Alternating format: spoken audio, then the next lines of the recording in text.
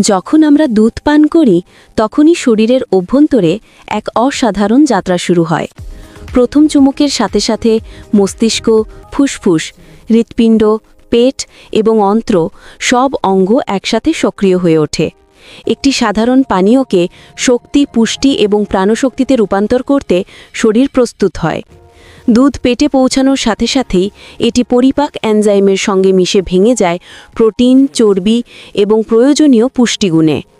পেটের নরম গতিতে দুধ ধীরে ধীরে হজমের পরবর্তী ধাপের জন্য প্রস্তুত হয়। এরপর দুধের প্রকৃত পরিবর্তন ঘটে অন্ত্রে। ক্ষুদ্র ক্ষুদ্র বিলাইয়ের মাধ্যমে দুধের পুষ্টি শোষিত হয়ে রক্তনালীতে প্রবেশ করে। এই ক্ষুদ্র কণা রক্তস্রোতে ভেসে পুরো দেহে পুষ্টি পৌঁছে দেয়। পুষ্টিগুলো রক্তে মিশে যখন শরীরের প্রতিটি অঙ্গপ্রত্যঙ্গে পৌঁছাতে থাকে, তখন গোটা শরীর শক্তিতে উজ্জ্বল হয়ে ওঠে।